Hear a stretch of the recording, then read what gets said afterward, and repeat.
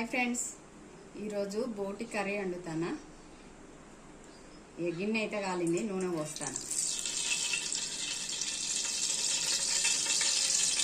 అయితే వేడెక్కింది, మసాలా దినుసులు వేస్తాను. ఇలా అన్నీ చూడండి.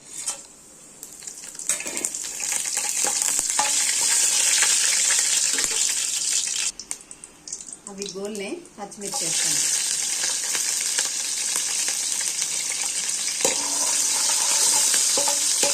బాగా వేడెక్కింది. పచ్చిమిర్చి అయితే గోల్నే ఉల్లిగడ్డ వేస్తాను.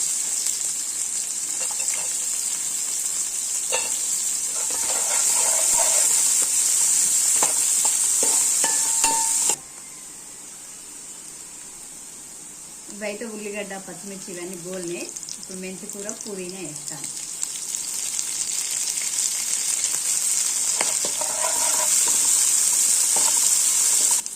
ఇప్పుడైతే టమాటాలు వేస్తాను.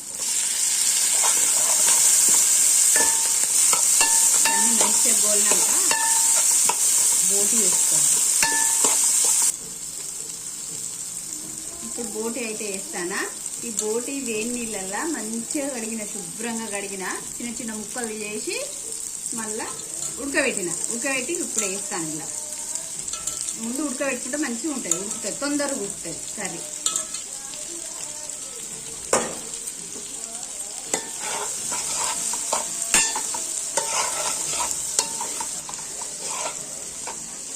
మంచిగా వేయగాలి. అది వేగినాక మళ్ళీ అల్లం, పసుపు, కారం వేస్తే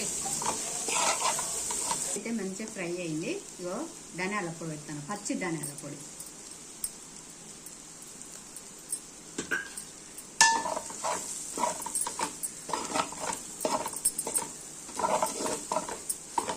ఇప్పుడు అల్లం వేస్తాను.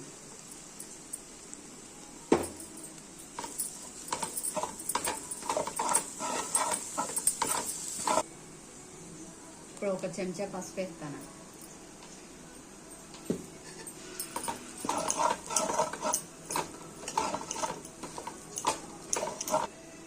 కారం వేస్తాను. ఒక 2 చెంచాలంతా కారం వేస్తాను.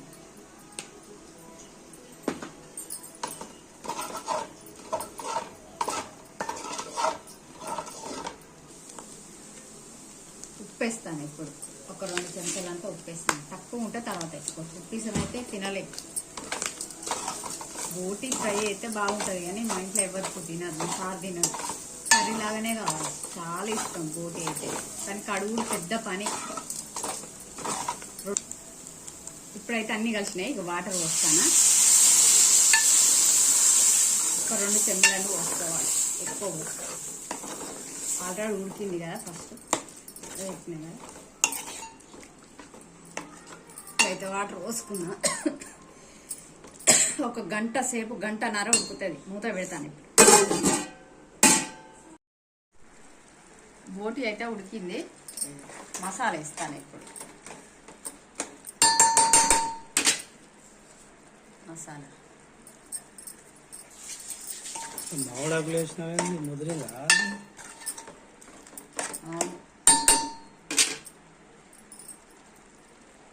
కొత్తిమీర వేస్తాను.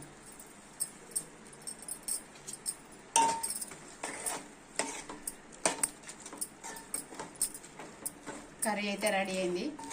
ఇప్పుడు తింటా వేసుకొని.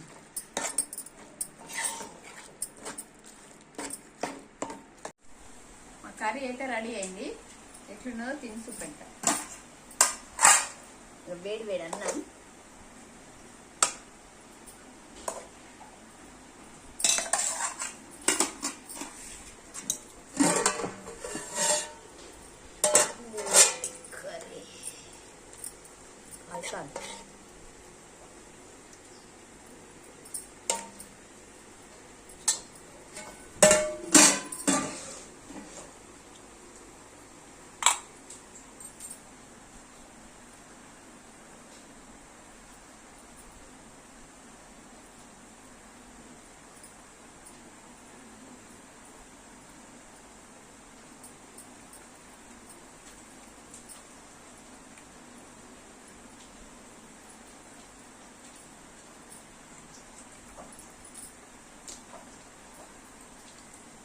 కర్రీ అయితే సూపర్ కుదిరింది, అన్ని మంచిగా కరెక్ట్ సరిపోయింది, బాగుంది కర్రీ.